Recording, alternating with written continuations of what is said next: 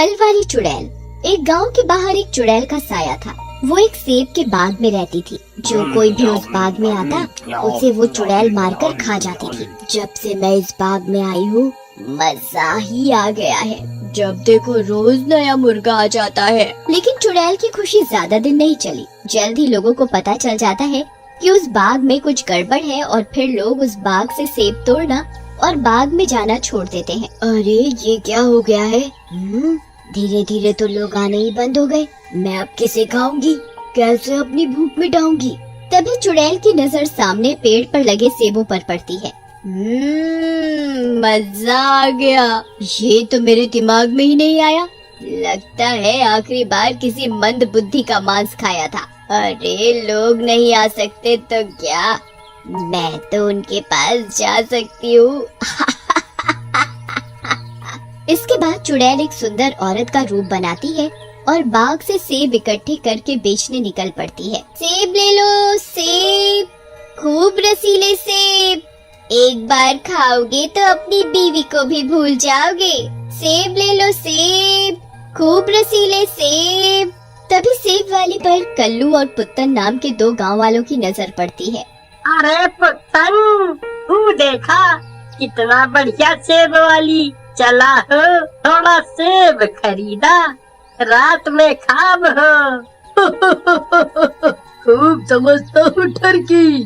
जहाँ सुंदर औरत देखी वहीं लपक के पहुँच जाता है। चलो लेते हैं सेब तेरे लिए। ओ सेब वाली, कैसा दिए सेबवा?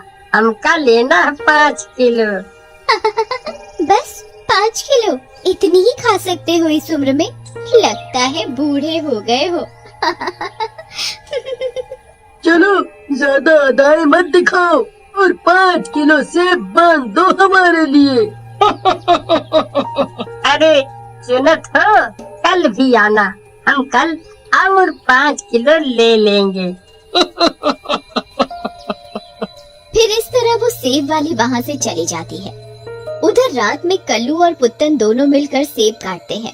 उधर चुड़ैल भी रात में गांव में आ जाती है और पुत्तन के घर खिड़की से झांकती है। अरे कल्लू जल्दी काटा हो, तू सेब वाली, और ई सेब देखकर हमसे रुका नहीं जा रहा।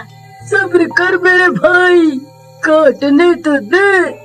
उसके बाद दोनों सेब खाने लग जाते हैं। उधर चुड़ैल जो उन्हें खिड़की से देख रही होती है मन ही मन खुश हो रही होती है। खाओ खाओ, एक बार खाओ, फिर देखो मेरे सेबों का कमाल।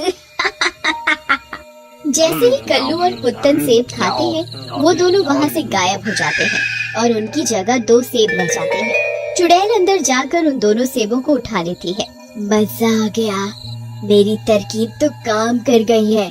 धीरे धीरे मैं इस पूरे गांव को अपना शिकार बना लूंगी, सबको खा जाऊंगी, सबको। अगले दिन चुड़ैल फिर से सेब वाली का रूप बनाकर सेब बेचने निकलती है।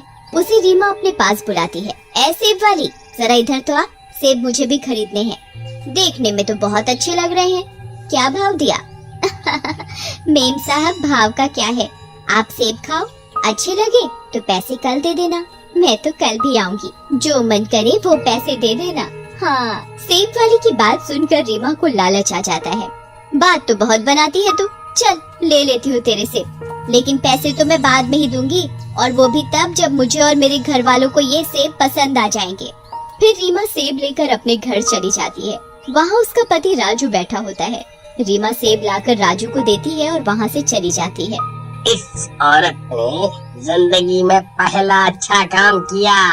इतने बढ़िया सेब भला इस सिरफरी को कहाँ से मिल गए? ये कंजूस आज कहाँ से सेब खरीद लाई? लेकिन मुझे क्या, मैं तो खा लूं जल्दी से। राजू सेब खा जाता है, लेकिन राजू जैसे ही सेब खाता है वो भी सेब बन जाता है। उधर रीमा घर वापस आती है और राजू को घर पर ना पाकर गुस्से में आ जाती है। इस आदमी से तो मैं दुखी आ गई हूँ, कब आता है कब जाता है कुछ पता नहीं चलता, आवारा कहीं का। उसी रात चुड़ैल वापस राजू के घर आती है। एक और नया शिकार। जय हो चुड़ैलों के देवता की। इस तरह तो मैं दुनिया की सबसे ताकतवर चुड़ैल बन जाऊंगी। पहले इस राजू सेब और बाकी के सेबों को तो अपने कब्जे में ले लूं। फिर चुड़ैल सेब को लेकर उड़कर अपने बाग में चली जाती है। उधर राजू काफी देर तक घर नहीं आता। इस वजह से रीमा चिंता में पड़ जाती है। ये राजू ऐसे तो कहीं नहीं जाता और रात में तो हमेशा घर लौट आता है, लेकिन कहाँ गया? और देखो तो सारे सेब भी खा गया, भूखा कहीं का। चलो ढूंढो अभी से। हाय रे मेरी किस्मत, कैसा नास मीठा पल्ले पड़ गया है। अगले दिन सुबह रीमा को बबली मिलती है। अरे रीमा बहन, के होया? आंखें घड़ी सूजी लाग रही से। राजू भैया ने सोड़ नहीं दिया के। तभी वहाँ सेब वाली आ जाती है और बबली का पति शामू उससे सेब लेने लगता है। रीमा और बबली खिड़की से उन्हें देख रही होती हैं। अरे वाह सेब हमारी, बहुत अच्छे लागे हैं थारे सेब तो। मन में भी लेने का मन कर रहा है, ताजे तो सेना। क्या बाबूजी, आप भी ना बिल्कुल ताजे हैं। बस आपके लिए ही अभी पेड़ से तोड़ कर ला रही हूँ। अच्छा, बातें तो तू अच्छी करे से, लेकिन मैं यूं को नहीं लूं, पहले चेक करूंगा। फिर सेब वाली उसे एक सेब देती है। सेब खाते ही शामू को चक्कर आने लगते हैं। अरे ये तन्ने मन्ने के खिला दियो, मारे को तो घड़े चक्कर आवे से। तभी शामू नीचे गिर जाता है और सेब बन जाता है। सेब वाली भी चुड़ैल के रूप में आ जाती है और शामू को उठाकर वहाँ से उड़ जाती है। ये सब रीमा और बबली देख लेती हैं। अरे बबली बहन, मेरा पति तो सेब बन गया से। अब मैं क्या करूं? पता नहीं चुड़ैल उसने कोई फ्रूट चाट में ना खा गई होवे। हाय मेरे पति, बेचारे को सेब बना दिया। मन ने भी कोई ककड़ी वगैरह बना देवे। हाय रे मेरा पति। अरे चुप करो रीमा बहन, अब उसने कुछ भी किया हो शामू भाई का, हम उसे पकड़े बिना नहीं रह सकते, इसलिए तुम परेशान मत हो।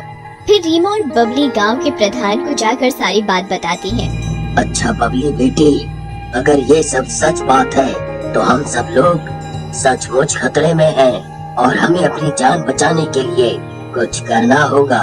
फिर प्रधान जी और गांव वाले हाथ में गंगा जल लेकर सेब के बाग में जाते हैं। प्रधान जी, हम कहते हैं क्यों न गंगा जल छिड़क कर इस बाग में आग लगा दे, जो कुछ होई जल कर भस्म हो जाई। हाँ, जैसा तुम लोग ठीक समझो, मुझे तो सिर्फ अपना गांव बचाना है।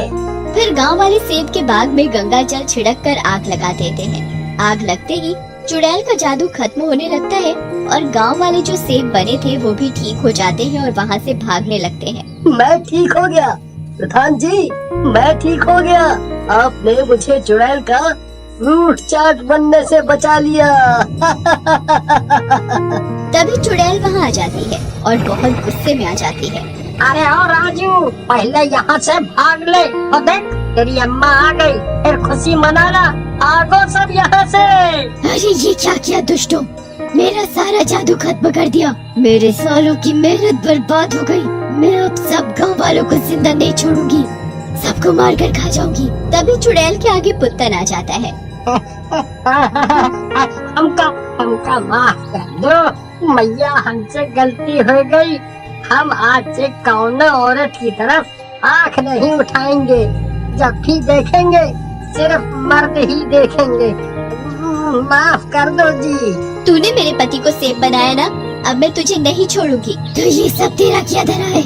सबसे पहले मैं तुझे ही मार देती हूँ, फिर बाकी गांव वालों को देखूंगी। चुड़ैल पुत्तन को फेंक कर रीमा की तरफ बढ़ती है। अरे मर गया रे, मेरी कमर। इसका तो कमरा बन गया। बहुत दर्द हो रहा है भाई।